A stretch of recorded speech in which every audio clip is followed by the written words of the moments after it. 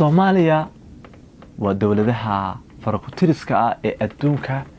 aan lahayn siyaasad jaan go'an oo ku saleysan arrimaha dibadda.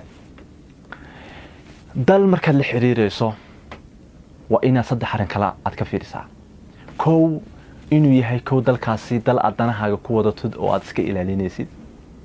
labo inuu yahay dal aad danahaaga ku wadato oo aad isku ilaalinaysid. saddex waa inuu yahay dal aad danahaaga ku wadato oo aad ilaashanaysid. waa saddex iska ilaalinaysid, isku ilaalinaysid, aad ilaashanaysid. Soomaaliya waxa lagu tiriyaa dawladaha adduunka ka jira dawladda kaliya ayaan aaminsanahay soofa ee aan lahayn dal ay ilaashato, dal ay iska ilaashato, dal ay ilaashato baan ka wadaa, dal ay iska ilaaliso iyo dal ay isku ilaaliso. Turkiga oo kale ayaad moodaa siyaasad ahaan inuu yahay dal aynu isku ilaalino, laakiin Turkigu danaha oo inaga leeyahay ayaa ka badantay inuu isaga ka leenahay. Imaaraadka oo kale siyaasadda uu inaga leeyahay ayaa ka weynta inuu isaga ka leenahay. Soomaalida siyaasadeedu waxay ku dhisan tahay mid ku dhisan lacago iyo laaluush qaadasho iyo waqti yar oo kooban in wax la kala cuno. laakiin ma jirto siyaasad inta ka weyn oo ka baaxad weyn oo mustaqbal leh oo la oran karo maanta meeshaasaan joognaa berito xagee joogi doonaa, xiriirkan baan samayn doonaa, maxaan ku goosanaynaa xiriirkan, maxaase inaga laynaga rabaa. Soomaaliya inta badan dawladaha xiriirka la leeyahay danta ay Soomaaliya ka leeyihiin ayaa ka badan tahay inuu iyaga ka leenahay. wasaaradda arrimaha dibadda ee Soomaaliya waxaad moodaa sanad kasta ama wasiir kasta markaa meeshaas yimaada wuxuu kaliya wax u saxeexaa waqtiga uu joogo, isagoo u fiirinaya ama ka turjumaya danaha madaxweynaha ama ra'iisul wasaaraha ama xukuumadda marka uu ka tirsan yahay ee dalka taladeeda haysa. laakiin ma jirto wax loo yaqaano Soomaali iyo dawlad Soomaaliyeed oo gaaraysa masiirkeeda, heshiis saxeexaysa kuna saxeexaysa masiirkeeda dawladnimo ee mustaqbalka. ma jirto dawlad Soomaali ah oo saxeexaysa heshiis ku saleysan mustaqbalkeeda iyo waliba arrimaheeda berito. ma jirto dawlad Soomaaliyeed oo saxeexaysa heshiis ka turjumaya ummad Soomaaliyeed iyo dal Soomaaliyeed. waxaasoo dhan waxa inoo sababa in maalin walba kaynu jagada inoo jooga ama inoo talinaya uu yahay mid ka fakaraya arrimo khaasa iyo interestigiisa goonida ah, isla mar ahaantaana doonaya inuu ka macaasho waliba si yaroo fudud maalmaha kooban iyo waliba sanadaha kooban oo talada iyo waliba xilka ama mas'uulka uu Soomaaliya u yahay. arrintaas oo aafo qaran ku ah dalkeena Soomaaliya. Soomaaliya waxa looga baahan yahay inay saddex samaysato. kow inaynu leenahay oo naqaano danta aynu ka leenahay iyo danta ay naga leeyihiin hal dal waa halkee dal. kow dal waa inuu jiro aynu isku ilaalinayno oo aynu danaheena isugu ilaalinayno.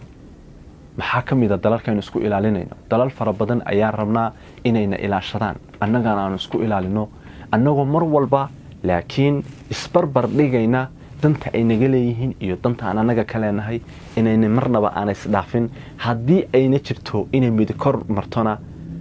danta aanu annaga ka leenahay ay mar walba kor marto. waayo adiga dal kale inuu dalkaaga kugu yimaado oo kugu maamulo oo siyaasad ahaan iyo dhaqaale ahaan iyo amni ahaanba uu isagu ka sareeyo waa laga fiican yahay. saas daraadeed mar walba waxa la rabaa marka dawlad tahay ee aad dal tahay in siyaasadda mar walba ku aadan arrimaha dibadda ee aad ka leedahay dalalka kale iyo iskaashiga dhaqan ama dhaqaale ee aad la sameynaysid dalalka kugu xeeran iyo kuwa dariskaaga ah in mar walba ay weynaato danta iyo interestigaada adigu ka leedahay dalka kale, laakiin aanad marnaba u ogolaanin dalkaas interestiga iyo danta uu ka leeyahay inay ka weynaato dantaada adigu ka leedahay iyo interestigaada dalkaas ka leedahay. Soomaaliya waxay u baahan tahay markaa dal aynu isku ilaalino oo ina ilaashada inagana aynu isku ilaalino. sidoo kale Soomaaliya waxay u baahan tahay dal ay ilaashato oo aynu danteena aynu ku wadano, kaasoo aynu isha iyo dhegta iyo maskaxiyan iyo wax walba aynu ku ilaashanayno, isla mar ahaantaana u noqonayno garab iyo waliba sabood buuxa. Soomaaliya marka saddexaad waxay u baahan tahay dal ay iska ilaaliso, waayo adduunkan ma jiro dawlad iyo dal aan cadow lahayn. cadowgeenu waa badan yahay waana nagu xeeran yahay,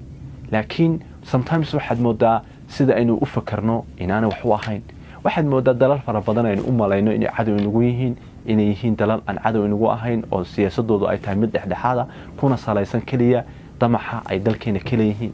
in damac laga yeesho maaha in cadow lagugu yahay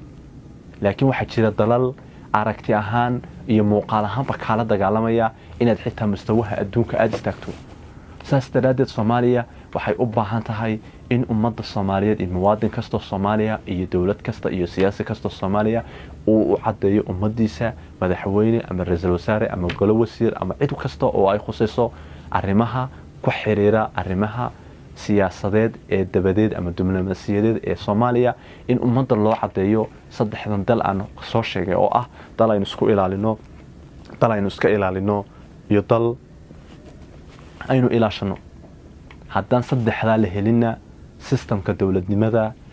Soomaaliyeed ee ku salaysan arrimaha dibadda iyo foreign policy wax loo yaqaano waxba kama jiraan because ma naqaano qofka cadowgeena iyo qofka aan cadowgeena ahayn qofka dhexdhexaadka ka arrimaheena iyo qofka aan dhexdhexaadka ka ahayn qofka inaga trade ama dhibaato inagu ah iyo qofka aan dhibaato inagu ahayn qofka inaga ihsaan iyo wanaag inoo wada iyo qofka inoo wadin saas daraadeed waxa loo baahan yahay shacabka Soomaaliyeed inay taas ogaadaan mar walba dawladuna ay u cadeyso inay jiraan interest in kala leenahay dal hebel interest dal hebel inaga leeyahay iyo interest aynu dalkaas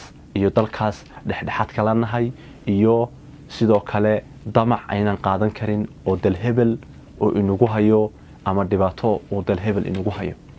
طبعا waan filayaa in afaanteen hadda inta soo dhan ila soo gaadheen aad baan idinka mahad celinaya طبعا booqo YouTube-kayga soona subscribe garay sidoo kalena follow garay page-kayga Facebook-ka mar walbana igala soco warar xaqiiqa iyo dhacdooyin sida maalinlaha uga dhacay heeraraha caalamka oo ku salaysan xaqiiqooyin iyo waliba dabsheeg aad baad mahadsantihiin intaynu barnaamijka noocan oo kala ku kulmi doono waanu sayida weynile nabadiin wa salaamu calaykum wa rahmatullahi ta'ala wa barakatuh